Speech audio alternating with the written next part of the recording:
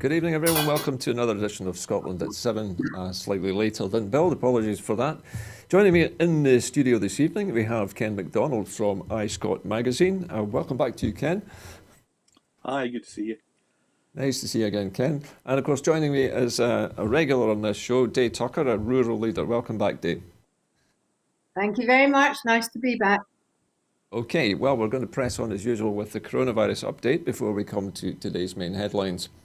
As of 2 o'clock today, a total of 1,114,599 people in Scotland have now been tested through NHS Scotland labs and the UK Government regional testing centres. Of these, 1,028,947 were confirmed negative. 85,612 were positive. There are now 1,089 new confirmed cases of COVID-19. There are sadly 50 new recorded deaths of people who have tested positive today. This is, of course, an underestimate of the number of cases. Not everyone with the virus will display symptoms, and not all of those with symptoms will be tested. Of the people who have tested positive, 1,212 were in hospital last night, 85 of whom were in intensive care. The number of patients in Scotland who have now died from complications caused by coronavirus COVID-19 infection now stands at 3,427. This number only includes those who have died in hospital having received a positive test for the virus. The latest daily UK figures published today show that 53,775 patients who tested positive for COVID-19 have sadly died from their illness, an increase of 501 since yesterday. This number refers to deaths in all settings and not just hospitals. If you would like to join the conversation here tonight, you can do so on Twitter as usual by following us at BroadcastScot and using the hashtag Scotland7. Now to tonight's main headlines. Boris Johnson has announced a £16.5 billion defence spending round. The UK government announced its biggest military spending increase since the Cold War, pledging to end the era of retreat. Boris Johnson said the extra spending reflected the need to upgrade military capabilities as the COVID-19 pandemic pummels the economy and strains public finances. He outlined plans for a new space command, an artificial intelligence agency, and said that the Navy would be restored as Europe's most powerful. Outlining the first conclusions from a big review of foreign policy and defence, he announced an extra £16.5 billion for the military over the next 4 years. The defence budget is just under £42 billion per year. The era of cutting our defence budget must end, and it ends now, Johnson told Parliament via a video link from his Downing Street office, where he's isolating after contact with someone who tested positive for COVID-19. Dave, let's start with you this evening. An increase in defence spending. This seems like a rather strange thing to be doing in the middle of a pandemic. Do you think there's some particular reason why Mr. Johnson wants to spend money on defence at this time? Well, not really, because he just loves spending money, doesn't he? It doesn't really matter where he spends it, he just wants to spend. And it proves the lie to Theresa May's claim that there is no such thing as a magic money tree. There clearly is a magic money tree. So Boris is making the best use of the magic money tree. Although, I have to say, if we cast our minds back to the Russian report, one of the criticisms were made was that we had so little investment in ensuring that we could combat cybercrime. Yeah. And they recommended that we should be spending much more on that particular department to try and combat cybercrime.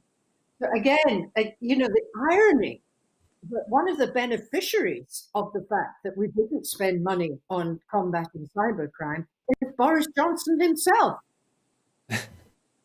It seems a strange... Sorry, Dave, what were you going to say? That's all I was going to say. I'm so confused by the manipulation of the governance of our country. When I say our country, I mean the wider UK. Okay, let me come to you, Ken.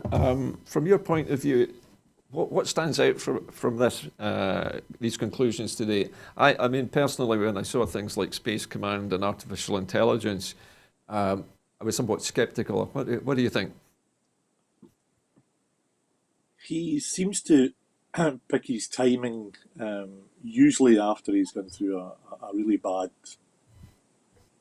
media reviews of currently what's happening between him and his advisors.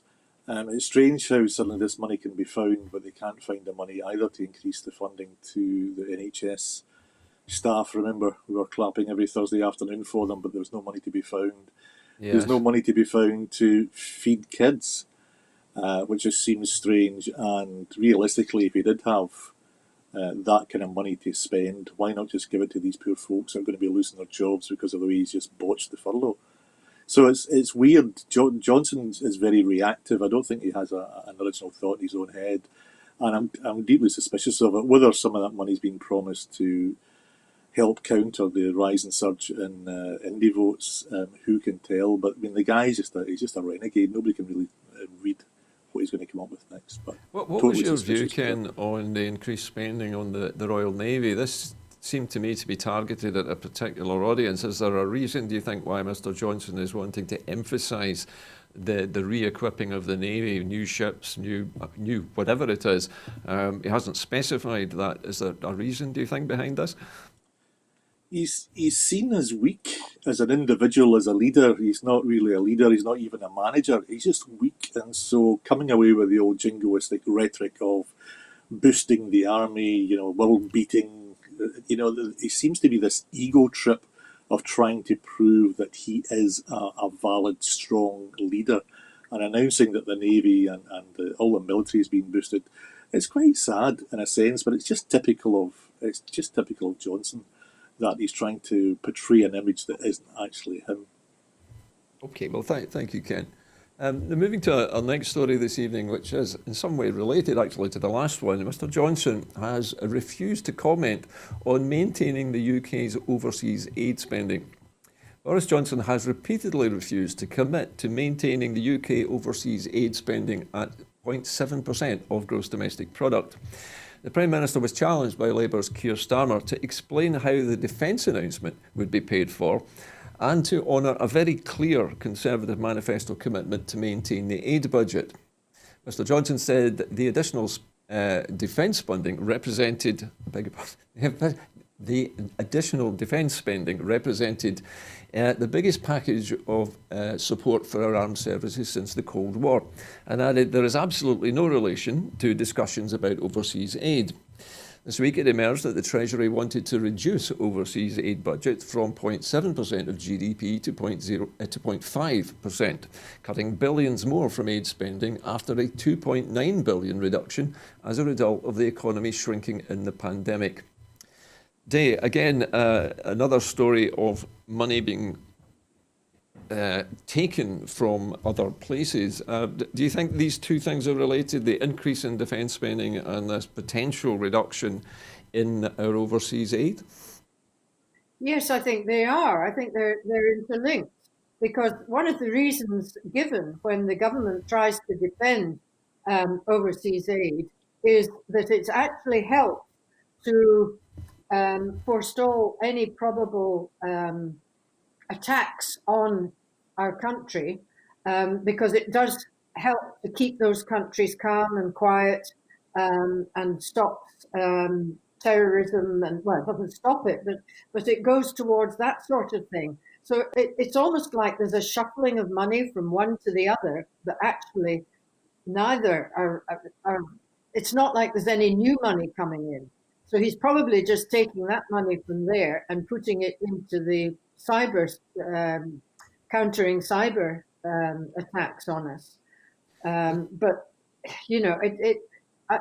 the whole thing is just such a mess. It's often said, that charity begins at home. This is something which you hear a lot from politicians, and you also hear it a lot from the right-wing politicians.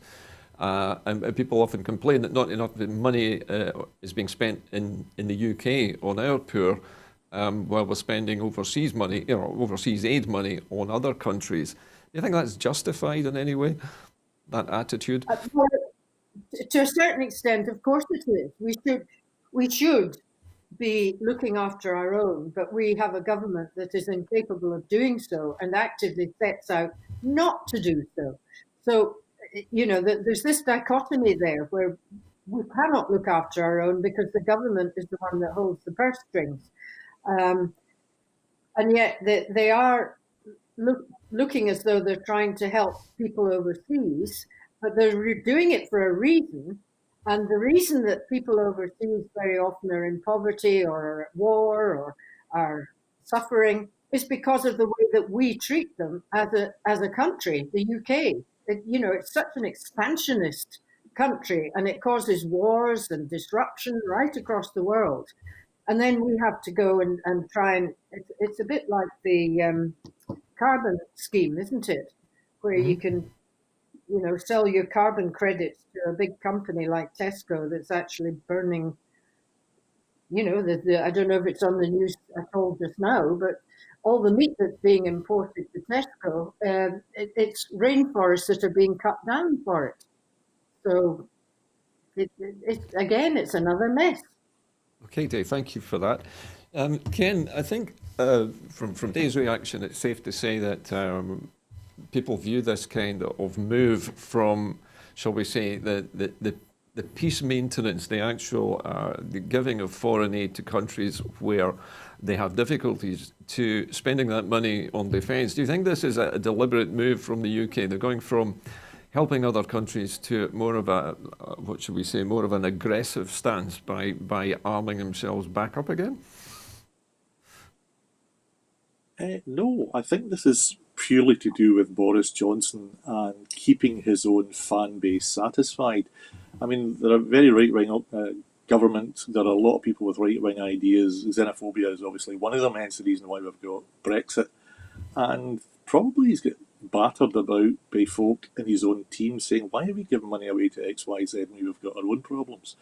When a lot of this foreign aid money is a mixture between cash and obviously British products and British services that can be introduced in overseas markets. So I mean, I've got a lot of time for the concept of it, but a lot of it too is to keep check with some of these countries that could easily jump over to other powers for support.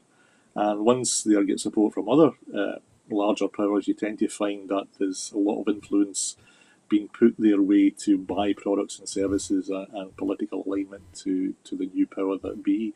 So there is politics at play here, but obviously the fact that he's cutting it back, I think, is more down to the Conservatives themselves, keeping their own side happy. That so would your view, Ken, be that Boris Johnson is trading off the soft power of the United Kingdom abroad in these developing countries in order to simply appease his own sort of far-right Brexit extremists? My personal opinion is yes, and bear in mind, Johnson made the comment he will do what it takes to keep the United Kingdom together in a previous subject matter. So you know fine well that there's absolutely nothing holding him back doing anything. And if he's gets slagged off for it, he's got the BBC acting as courtiers there. They don't report a lot of the stuff that goes on. So he doesn't get a hard time from them because obviously they rely heavily on their funding coming via the Treasury through funds received. So he's not daft, but he is desperate at times. And I think this is just one of these decisions that he's made on the hoof as opposed to anything that's been thought out either tactically or strategically. Okay, thank you, Ken. Let's move to our next story now. The UK government cannot ignore the breadth of opposition to the power grab bill. The Tories have been left further isolated over their internal market bill plans, the SNP has said, after peers voted decisively to reject their attempts to shackle the devolved parliaments and to carry out the biggest power grab against devolved parliaments. During the debate in the House of Lords, peers warned that the bill shackles the ability of elected parliaments in Scotland, Wales and Northern Ireland to find their own solutions to the problems we face. Commenting, the SNP leader, Ian Blackford MP, said, "Yet again, the Tory government has been left utterly isolated over its reckless plans to carry out the biggest power grab against the devolved parliaments. The Westminster Tory government must back down and scrap the internal market bill and its plans to override the democratic decisions of the Scottish Parliament." With Boris Johnson letting the mask slip and stating that devolution had been a disaster and that it was a mistake, there is no doubt about the brazen power grab intentions of the bill and the growing threat to Scotland. Dave, this I dare say doesn't come as a surprise to you that Mr. Blackford would be pointing this out, but it does seem that the Lords don't like this bill, do they? No. And not least because it breaks international law. That's probably why they are so up in arms about it. I'm not sure that they're trying to do it to protect Scotland and our rights. It's probably because they know that it's going to make the UK a pariah in the world. But as far as Scotland's concerned, and Wales, and no doubt Northern Ireland to a certain extent, it is interfering with us, and it goes back to this centralist mantra that the Boris Johnson and indeed all his previous governments, that are Tory governments, they're so centralist they cannot bear to let go and allow the devolved areas or even the devolved regions to have any say in what would happen. They just want to make the rules and tell people what to do, whether it suits those people or not. And this is where he's going to come unstuck, because we'll put up with it for so long, but not anymore. He's gone too far this time. Thank you, Dave. That was very succinctly put. Ken, so Dave says that she feels this is a step too far. How do you think this bill is playing amongst the people of Scotland at the moment? It's been said that the Internal Markets Bill is actually pushing Scotland away from the Union. Would you agree with that assessment? Well, what's the upside? What's the upside to this bill for Scotland? Well, it's a good question. At the minute in time, when we see in the national news, I mean the UK national news, if you look at it, the audience that's being addressed is England. They refer to England on the NHS, they're referring to England on politics.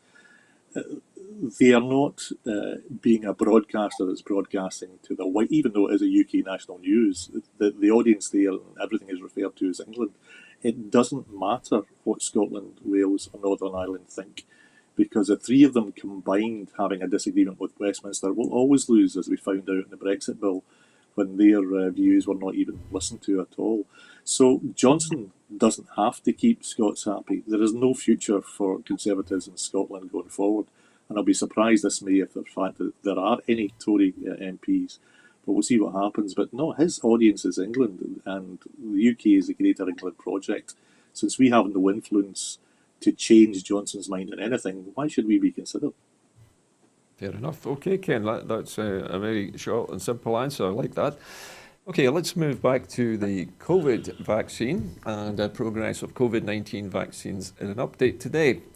The first coronavirus COVID-19 vaccinations could be given to health and social care staff, older care residents and those over 80 years old who live in the community from as early as December 2020. Updating Parliament on the safe delivery of COVID-19 vaccines, the Health Secretary Jeane Freeman outlined the first groups to be prioritised for vaccination have been identified based on current independent clinical advice. Once these initial priority groups have been vaccinated, those over 65 will be offered the vaccination, along with those under 65 who are at additional clinical risk, before moving on to the wider population over the age of 18. The agreement has also been reached with the British Medical Association on terms and conditions of GPs' involvement in the programme. Dave, this is good news. The Scottish Government seems to be on the case here, and Jeane Freeman has announced now exactly how they plan to roll out the vaccination programme. We've been waiting for this for a while. How important is it, do you think, particularly for the staff and the residents in care homes, to have this information now? Oh, I think it's absolutely vital, and it is, you know, although we have been warned not to put too much store in by it, you can't help but feel that the people that it's going to be aimed at, initially the most vulnerable in society, they do deserve a break. And I think it's great that, you know, this is going to happen for them. Whether the vaccine is going to work, whether people will survive any side effects that might come about, I don't know. And no doubt if there's problems, then there's going to be furore.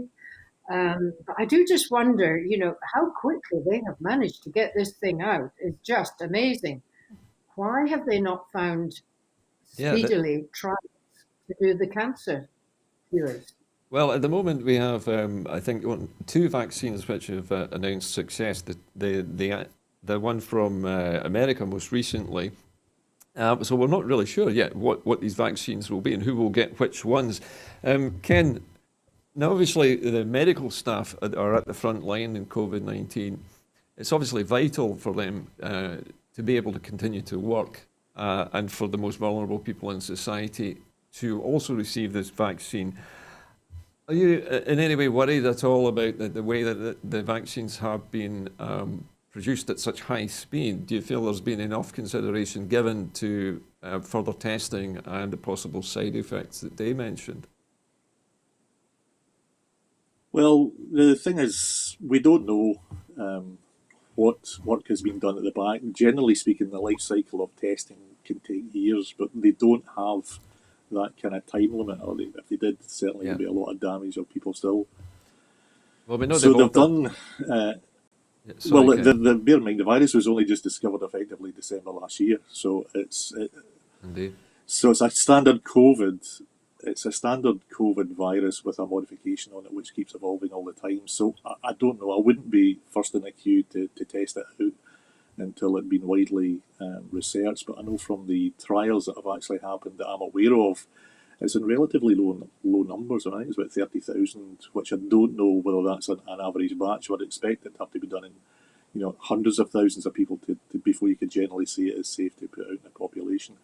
But Yeah. they're trying something, and it's a first world fair. But it's just, I mean, because we're so used to hearing, I hate to use the word fake news, but just generally spin and spiel, we're beginning to become a bit Of course, with a suspicious vaccine being about. developed for an immediate threat like this, which they don't have the time to go through 7 years of clinical trials, but they have done the phase 3 trials on two of these vaccines, and they are at No, I 90 know. and 95% effective, which sounds incredible. The scientists working on this must have been working there, 24/7 to Yeah, get but it, get we it need this to be far. careful that we need to be careful of this narrative, Gordon, because you don't know what the long term effects are. You can't accelerate testing on drugs. You can only assume, but you can do accelerated testing in mechanical items. But you're talking about stuff that's going to get into a human body.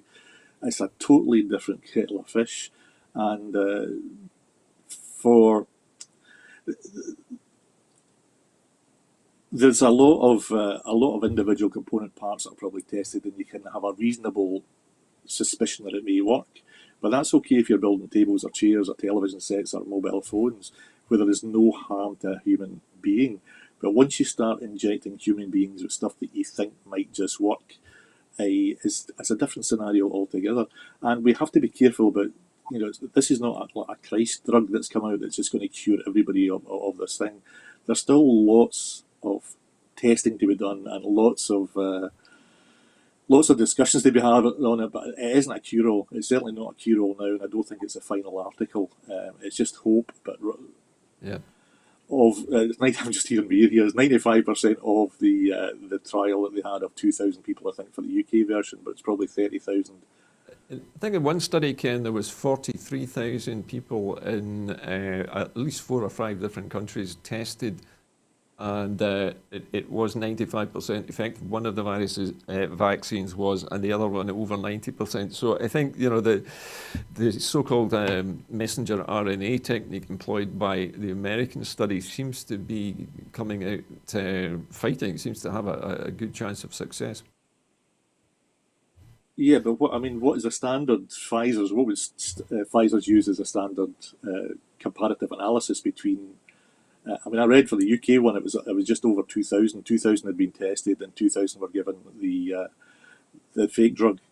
So we're still plenty of ways to go yet. I wouldn't get Yeah. overly excited that this is going to be something that's going to. Yeah, we're just hearing that both Pfizer and the Moderna vaccines are at a more advanced stage than the British study at Oxford just now. So I would imagine then if they're going to roll out the vaccines, we will probably see the ones which which are the most advanced first. Yeah. Yeah, FDA approval still to be done in these things, but they will probably fast track that. My point is, and I'm just hearing the buzz in the background there, but the point I'm trying to make is that fast tracking anything that's going to be injected into a human body is totally different from fast tracking a fix for your video recorder or for your software. Nobody dies at the end of the software if it doesn't work. You just have to reload it or reboot it or go back to the last version. Once you're starting putting chemicals into somebody's body, you can't understand what it is. I can understand the reason why they're desperate to get it out, but they need to modify their language in a way that people understand what is actually going on and what normally happens.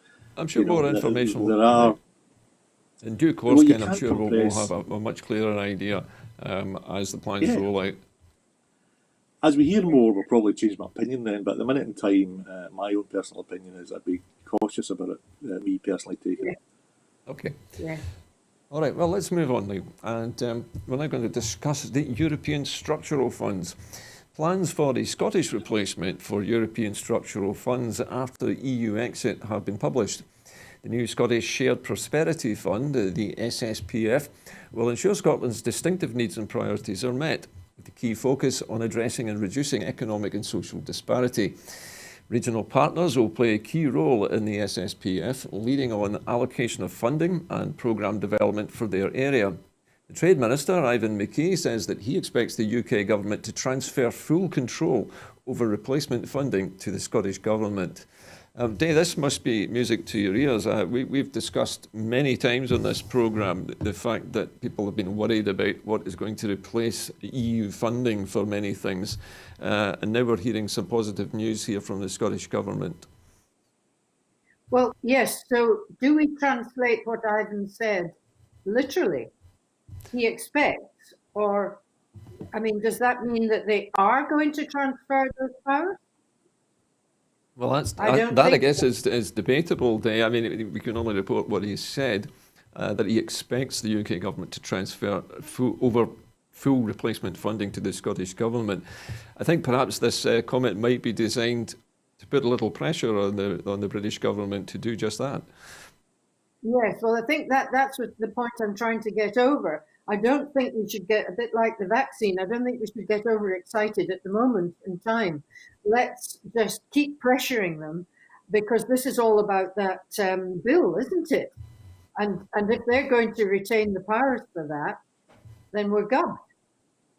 Well, let's hope not. Ken, what's your view on this? Is Ivan McKay right? Can we expect the UK Government to hand over the powers for this new fund? Did they hand over the 200 million cash that was allocated to Scottish farmers? Well, that's another story entirely. Obviously, that's not happened yet either. No, so there you go. I'm very sceptical that anything will happen here. Talk's cheap. Yeah. So what do you think? Is Ivan McKay just trying to pressurise the government by making this move early and actually saying that we're going to administer this fund and creating the expectation of it to pressurise the UK government into taking some action? I can't speak for Ivan. I know him well. Certainly, he's doing what he's supposed to do in his job, and he's trying to negotiate what is a fair, reasonable settlement for Scotland to be able to operate the way they want to operate. But at the minute in time, with the government we have in Westminster, I really have suspicions that they can tell him anything. The fact of the matter is nothing will happen unless they decide to make it happen. And with a previous track record, certainly on the farmers' money, where we were told that it was a United Kingdom funding and it's gone elsewhere, I don't have a lot of faith that anything is going to materialise, anything substantial that will be materially different for Scotland. That seems to be the prevailing sort of attitude in Scotland at the moment. Nobody has a great deal of faith in the British government to do this sort of thing. I'd like to return. Dave, yeah, well, exactly. I was just going to say. Why would you? Oh, fair enough. Yeah, when it boils down to it, numerically, Scotland is insignificant to the power base in England. We cannot change or affect any change through withholding our vote. It's meaningless, You add in Wales and add in Northern Ireland, and the three countries still don't have the clout to affect change by promising to withdraw our vote. Until such time as these three countries understand how it works, we will always be the tail end of the queue. Fair enough. Okay. Just for a moment, we're going to return to the subject of COVID-19 vaccines, with the AstraZeneca COVID vaccine showing early promise in the elderly. AstraZeneca and Oxford University's potential COVID-19 vaccine produced a strong immune response in older adults, with researchers expecting to release late-stage trial results by Christmas. The data, published by The Lancet today, suggests that those aged over 70 who are at higher risk of serious illness and death from COVID-19 could build robust immunity.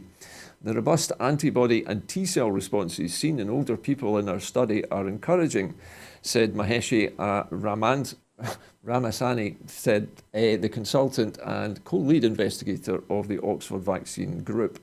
We hope that this means a vaccine will help to protect some of the most vulnerable people in society, but further research will be needed before we can be sure. Late-stage or phase 3 trials are ongoing to confirm the findings, researchers said, and to test whether the vaccine protects against the infection with SARS-CoV-2 in a broad range of people, including people with underlying health conditions. The results of these trials should be definitely known by Christmas, the Oxford Vaccine Group's director, Andrew Pollard, said, adding that it was too early to know whether and how well the vaccine works in preventing COVID-19 disease.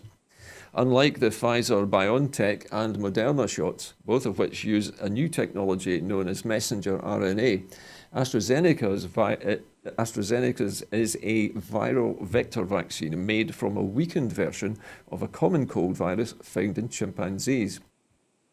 And this is more encouraging news on the back of the two previous announcements by the other companies involved in this research.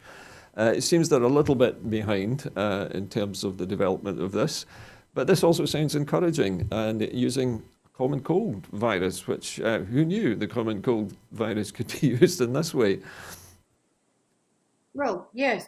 I'm not surprised, and I'm not at all surprised at the ability of Big Pharma to come forward with all sorts of great successes from all the different Big Pharma companies.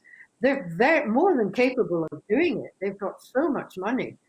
But what is driving the speed of it is the fact that this virus doesn't discriminate. Although we were told that young people didn't get so ill, etc., etc., it looks like it actually doesn't discriminate the way the AIDS virus did. Now, when you think that Big Pharma held back the cure for AIDS for 12 years, you then have to look at things slightly differently, and probably in a more positive way, because for Big Pharma, they know that because it doesn't discriminate, they really need to get their act together and get this thing out as soon as they possibly can. So that's the upside to it. Okay, Dave, thank you for that. Ken, it occurs to me while Dave was just talking there about big pharmaceutical firms that unlike other viruses that we've seen before, this is the first pandemic virus where big pharmaceutical companies have the opportunity to basically race each other, I suppose, towards an effective vaccine. But the global market for this vaccine is going to be enormous, isn't it? Yeah. It's certainly a money earner for Big Pharma. They're not doing this thing for no cost. They're not rushing it out free for people to try it. I think it's about £3 a pop I heard for an injection yesterday. I mean, you're talking £3 times 150 billion or whatever it's going to be. You can understand there's big money to be done. There will be a virus that may well prevent you catching it. I don't think they'll actually kill it. I think we're going to be living with COVID-19 for a while, albeit maybe in a format. But we're at early stages to understand how this thing's going to pan out, to be honest. And my views are kind of well known at this at the minute in time. But I hope that they can accelerate the testing of this to a situation whereby we have a safe vaccine to actually hand out. And I hope the other side is that people don't suddenly think that once they've had the jab, it's just a matter of everything goes back to normal. We need to see how this thing plays out in the next coming months. Well, Certainly, one of the vaccines that, at least what I was reading about it, will require 2 shots over a period of months. And so it's similar in some ways to things like the BCG vaccination, if you remember that from when you were a child, where you would have 1 shot and then a booster. Yeah. I think tetanus works in a similar way. So I think I'm right in saying that both of the current contenders, the Moderna and the AstraZeneca vaccines, are both 2-shot vaccines. Pfizer. So obviously there's a repeat here as well. So I mean, I suppose from the drug company's point of view, this even maximises their profits still further. Yeah, they're going to be churning out quite a lot for a long, long time. So there's a lot of money involved here, and there's a lot of levels of expectation from many countries trying to get this thing right. But as I'm told that COVID keeps changing and modifying, it has to be a fairly generic medicine that I so think, you know, I think so the there thing have is been, there that have been 1 or 2 strains identified where the virus returned to the animal kingdom and came back slightly modified. But at the moment, as far as I know, there are a maximum of 3 strains that have identified just now. viruses Caused evolve by keep on going. species transfer. But at the moment, Yeah. the vaccine is obviously aimed at the COVID virus we have now. So we've hoped that this isn't the case. I think the common cold vaccine obviously mutates frequently. That's why there's never been a cure for it. But the hope is that The thing COVID is, is bear not in mind as that rapid in terms of its ability to change. Let's hope so, eh? Gordon, the virus is such, as I know of it, again, my opinion is that we've only just been aware of this in the past less than 2 years. This is just a minuscule timeline compared to other viruses that we do know that modifies itself. It's the only way these things can keep alive. You can't eradicate them. They'll always be there. You can contain them and I think that modify much them is true. suppress conditions. But we know very little about this, and we're actually talking as if we're fully aware of what this virus is and what it can do. We don't. But we're just learning day by day what this actually is now to contain it and control it.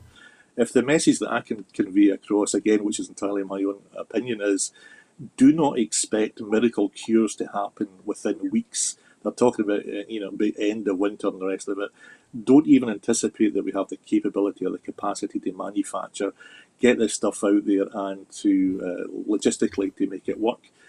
This is not a miracle cure that's happening. You have to temper our level of expectation. Otherwise, you're going to find that folk are thinking they can go away on holidays in March and everything's going to be back to normal because you promised something that shows 94%. I would just caution people to just bite their time. Okay, Ken. And see how it goes on. I'm picking you up correctly. Basically, you're saying that we should modify our expectations and wait and see how things pan out. Okay, we're going to move on now. The SNP has called for an emergency energy grant to help struggling households. The SNP has warned that fuel poverty could rise drastically across the UK as the winter months approach. Energy usage surges in households and people struggle to navigate through the economic hit to jobs and income due to the coronavirus pandemic. Speaking to an SNP-led debate in Westminster today on fuel poverty, the SNP MP Martin Day renewed calls on the UK government to bring forward an emergency energy grant to help struggling households to pay their energy bills and to prevent them accruing unmanageable debts. In Scotland, the SNP government has taken all the steps it can and introduced child winter heating assistance, a new £200 payment to help families of severely disabled children. And by the end of 2021, we'll have allocated over £1 billion since 2009 to tackling fuel poverty and improving energy efficiency. The research from a comparison site, comparethemarket.com, revealed earlier in the year that with more people staying at home, households could see a 37% surge in energy bills, an average increase of almost £32 per month. It also found that 72% of those surveyed said that they had increased their energy usage during the lockdown measures. Hey, let me come to you first of all. The Scottish Government obviously has been mitigating the effects of fuel poverty for quite a long time, since 2009. but they now seem to have reached the end of the road in terms of what can be done with the funds available, and are now calling on the UK government to do something more.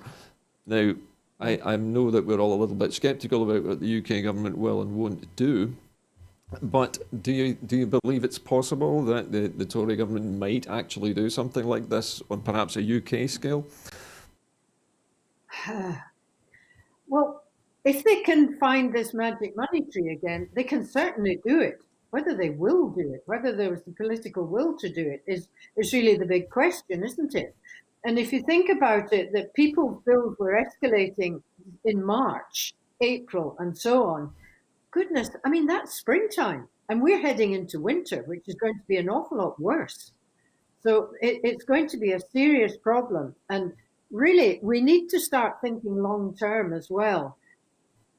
Farmers are burning the wool from their sheep because They it are. costs more to keep the sheep than to actually get money back in. Why are we wasting this product? It doesn't go into our oceans and turn into nasty little pieces of plastic that the birds die with and fish die with. It's the most sustainable product that I can think of that could help to insulate homes. So if there's any Scottish minister listening to this programme just now, would you please get the finger out and start doing something about salvaging all the wool that's being burnt and thrown away and wasted? That's a remarkable piece of information, Dave. Thank you very much for that. Yeah. Ken, here we It's are actually again the back most at efficient. asking the UK government to do something about something which needs a solution. Is there any chance at Yeah, I all was of just that going to say, happening? if I can just pick up on what Dave said there, it's probably Uh-huh. one of the most efficient, thermally efficient materials, and the carbon footprint of manufacturing it in Scotland and giving it to Scottish builders, it seems to me quite a great idea to do. On the subject of the SNP, I'm actually quite disappointed that after the rhetoric from Nicola Sturgeon a couple of years ago, that she was going to initiate our own or a Scottish utility company that would be non-profit. And that's just sort of gone off the radar. We've asked a couple of times and we're told that things are still in hand, but I haven't heard anything about it. I'd love to know when we actually get our finger out and do something about it. But the minute in time when the price of oil has dropped considerably, none of the utility companies that operate in Scotland are very quick to drop their bills. They're very, very expensive, and it's about time we actually took it in hand, because we know fine well that there are people out there who have to decide whether they're going to heat or whether they're going to eat, and it's not just a slogan, it's true. Heating bills are far, far too high for the Scottish population, based in a part of the country where the climate is going to be quite cold during spring and winter. So let's see what's happening about instigating our own utility company within Scotland, not for profit, and let's have this discussion again. So a more practical solution, Ken. I think that sounds like a good idea. Okay, let's move on now, and we're crossing the Atlantic now.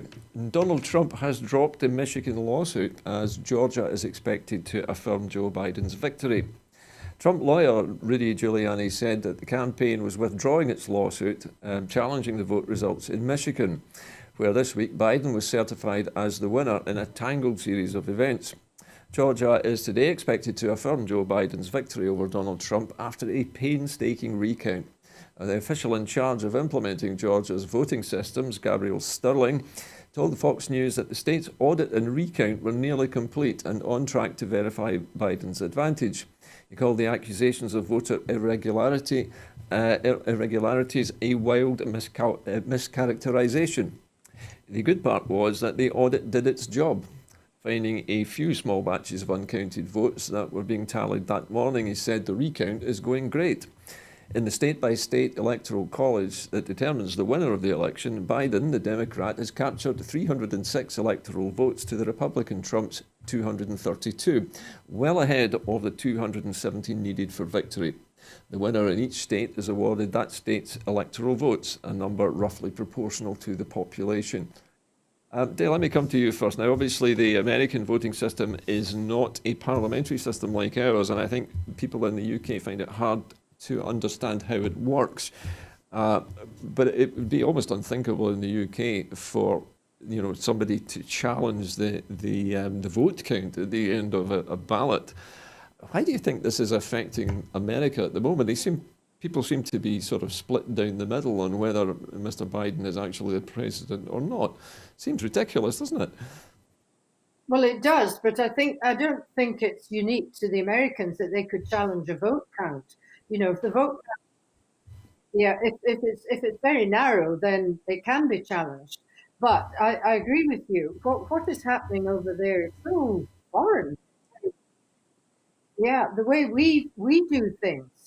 Um, Not that we're perfect either. When you see that actually both countries seem to have been attacked through Facebook and various other means by people higher up than even the government leaders to influence the votes. But as we know from the French Gate affair, the judge came down on the side of, well, it wasn't on his side. He was accused of lying, but Mr. Carmichael got off because we, the voters, were supposed to have enough intelligence and nous to see between the lies. But clearly we don't. Yeah, So there does America's seem, a mess. there does seem to be a generally accepted axiom amongst politicians that lying in political competitions like this is just part and parcel of politics, the rough and tumble of debate. Do you think that should be the case? No, I don't. And I think it is something new. I don't think it always happened. I truly believe that this has happened since the French Gate affair, where he clearly lied. Actually, on television, I think it was proven that it was a lie. But the judge ruled that it was up to the voters to decide what was the truth and what was a lie. So he got off with it. And down in Parliament in Westminster, people aren't allowed to accuse any parliamentarian in the House of telling lies. They've got to circumvent it with some other kind of fruit bowl of words. It has got worse and worse. And since, I mean, Theresa May was doing it as well, increasingly so. And then Boris Johnson started off and has never stopped. Everything that comes out of his mouth seems to be a lie. And everybody just accepts it, including the media. So until we somehow manage to stop politicians from lying openly and not being challenged, I think it's going to go on. Okay, thanks very much. Ken, I happened to listen to an interview with the former President Obama today, and he was saying that one of the biggest problems in the States, and this business with Mr. Trump has highlighted that, is that America does not have a parliamentary democracy. It is they elect a president, and then the Senate and the House of Representatives can go either way. So it doesn't matter which president they elect. Many times the president is fighting against his own government, basically. It seems an incredibly backward way of doing things. It seems to have served them well, and frankly, far be it from me to interfere or comment on the political system, but a political system that actually elects Donald Trump, an egocentric narcissist, is just goes to show you that you can achieve anything in the States, come from nothing and be accepted and do very, very well for yourself. I do find it strange that he's claiming that there's some kind of shenanigans going on regarding the vote. I think he's just really a bad loser. And like the wee boy that he is, he's just throwing these toys out the pram and hoping that something would have turned around for him, which hasn't happened. And I suspect that he's probably frightened that he's actually going to get arrested soon after January, as soon as a lot of this stuff that he's tried to evade and avoid people looking into comes to light. I don't have any knowledge of it. I just suspect that the guy is the kind of individual that wouldn't surprise me if he's up to his neck in wrongdoings. So whether in fact the situation happens that he gets a full presidential pardon, I would be disappointed if that actually happened, if he had the news to do it, because information would still come out, and the guy would be, obviously ruined. But Well, of course, Mr. Trump has As- also stuffed the Supreme Court with a majority of, shall we say, right-wing conservative judges as well. Perhaps he was hoping that if he did get into trouble, they would let him off the hook. well, it depends what dirt he has on them, first of all. It depends whether they owe him favours. I mean, it's just, we really don't know, but certainly what interesting times we live in, and I'd like to see the guy get his comeuppance. That's what I'm thinking. Okay. Well, listen, Ken, I'm going to have to draw a line under that just now. We're running a little bit low on time. Now we're moving to the European Union and Belarus. The European Union foreign ministers today agreed to push ahead with a new round of sanctions on Belarus, including on Belarusian companies, in response to state repression of pro-democracy protests. The EU has already imposed travel bans and asset freezes on almost 50 Belarusian officials in protest over the August the 9th presidential election, which the West says was rigged, and over President Alexander Lukashenko's violent crackdown on his opponents. The new sanctions are expected to target more senior officials and also entities which finance Lukashenko and his government. The country's largest telecoms company, the state-owned Bell Telecom, is accused of cutting off the internet and mobile data services to hamper protesters' ability to coordinate, diplomats and human rights groups have said. The EU, the largest donor of financial assistance to Belarus, sanctioned 40 Belarus officials on October the 2nd and has since expanded the number that it's targeted. The EU has sought to promote democracy and to develop a market economy in Belarus, but along with the United States, accuses Lukashenko of staying in power by holding fraudulent elections, jailing opponents and muzzling the media. The opposition leader, Svetlana Tikhanovskaya, beg your pardon, who fled to Lithuania after the election, says that she won, urging EU leaders this week to impose targeted financial sanctions against people who are in the pockets of Lukashenko. Day, I know that we have reported on this story a few times before, but it seems that the European Union is tightening the screws here. Yes, I wish they'd tighten them even harder and sooner. They really need to get on with it. Do you That's feel all that? I've got to say about it. Fair enough, Dave. Okay, that's fine. Ken, what's your opinion of this? The EU, as I say, tightening the screws on Belarus. Is it going to affect the outcome of things in Belarus, do you think? Will it have an effect? Well, the man in the street will be materially affected. I would imagine it's usually the people who cause the problems are the ones that don't have any issues, hence the reason why they're personally attacking their bank accounts and assets. So, yeah, it's just kind of funny. From one hand, we're talking about Trump and an election that he's claiming was rigged, and it was obviously nonsense, and now we're at the other end of the planet, and they're obviously saying it is rigged, and whether it gets the same scrutiny as Donald Trump, I don't know, but certainly it depends where in the power play that Belarus is to the European Union. You'll see some action happening relatively quickly, but I believe you'll find that Russia will be behind it as well, trying to support them as best they can. Okay, all right, thanks very much, Ken. Okay, and now to our final story this evening. The NHS network is being launched to transform how Scotland cares for 220,000 veterans. The NHS National Services Scotland today, November the 19th, has launched a new network to transform how Scotland cares for its 220,000 veterans. NHS Scotland, social care partners and veterans charities have joined forces to ensure that former servicemen and women across the country get swifter access to improved care. For many former forces personnel, the toughest battles come after they have returned to civilian life. The new Scottish Veterans Care Network, the SVCN, will focus on improving the health and well-being of all those who've served. Scotland's veterans community is at the heart of this new partnership. The SVCN will target key areas that veterans themselves have identified, such as improving mental health support and ensuring that the same high standard of support is available wherever veterans live within Scotland. Again, today, another good news story from the Scottish Government and from the Scottish NHS and its partners. It's often said, actually, that when people leave the armed forces, it pretty much cast adrift, and many of them suffer from post-traumatic stress and other mental disorders. How important do you think this new development is to them?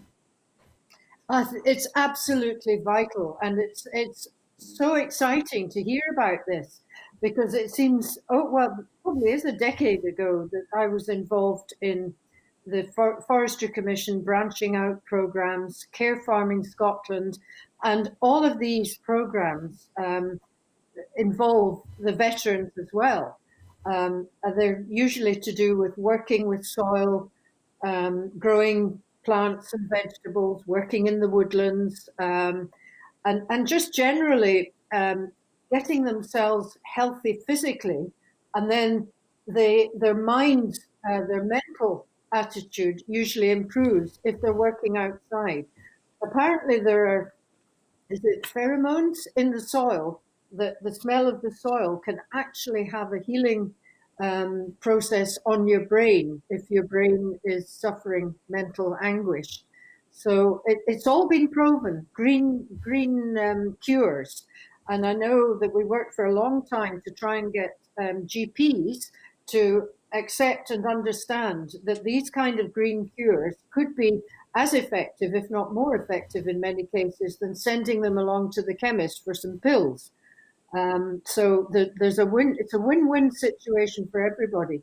But I'm pleased that the Scottish Government has got involved in this and the NHS, because it needs to be done locally. And I know that the Army did have or do have programs which do help in that respect, and they're part of care farming as well. But I think if it's more local, a bit like giving the injections to it, or giving the testing to everybody, it's more effective if it's done locally. Okay, Dave, listen, thank you very much, Dave. You're always full of fascinating facts. It's always lovely to have you on the programme. Ken, we talk a lot about mental health in this programme, and obviously people who've seen combat can suffer mental health problems. Do you think that the Scottish Government is doing a good job? I mean, what they seem to be doing here is joining up the organisations with one another. But I think the most interesting thing for me in this report, I don't know how you view it, was the fact that they were concentrating on areas which were identified by the ex-service personnel themselves. Yeah, well, they're best placed to know what's going on. I mean, let's be clear about it. The job specification means that these guys can, if required, put their life in the line, and they would lose their life. And going through combat obviously would be stressful for anybody. God, you see the amount of stress that people are getting just being stuck in a house for 3 weeks or 4 weeks at a time. But these guys have it in their contract that they could go out, take up arms, and die for the country. So it's only fair that we take care of them. No doubt, there's no question about it. We take care of these guys if they're prepared to sacrifice that. On the other hand, I'll use the word mandarins in Whitehall, who never see anything beyond the fact that they might lose their pension. I think we need to get into perspective why it's important that we take care of our own boys and girls that are prepared to lay their life down for their country. It's just, there's no doubt about it. To give them what they need and help them through these traumatic events. It shouldn't even be a debating subject. It should be automatic right. Okay, Kent, thank you very much for that. Well, we're just about at the end of the programme, but just before we leave you this evening, we are launching a new crowdfunder, and I hope we'll have a little video for you to see just at the moment.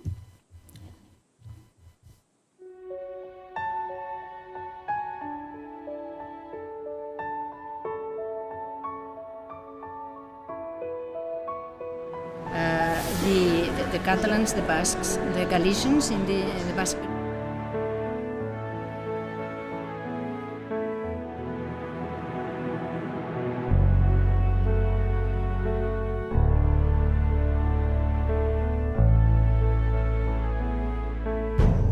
An independent future for Scotland.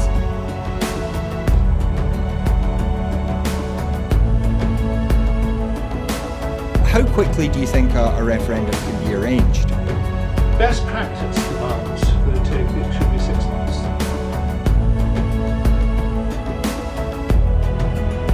Just looking at the overall share numbers for Scotland at the moment, the SNP 46.4%.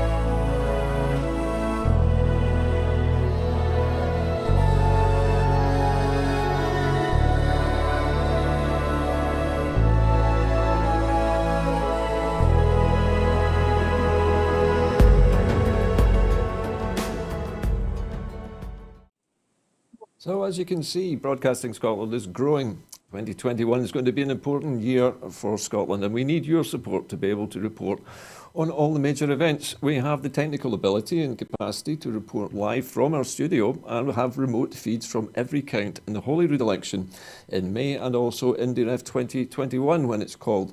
But what we need now are the people to produce the programmes made in Scotland for Scotland that people in Scotland want to watch. If the news from Pacified Key can get 4,000 viewers, I beg your pardon, allegedly, then surely an independent Scottish broadcaster can do better with your support. Last year we invested heavily in our facilities, but this year we have an ambitious crowdfunding target of £100,000 so that we can recruit journalists and production staff to produce quality live television news. So if you would like to help us with this crowdfunder, you can find the details on our website. But we need your help now, and it's more important than ever with the election and the independence referendum coming up next year. From all of us here in the studio, from my two guests tonight, Ken MacDonald, and from Day Tucker and myself, a very good evening to you.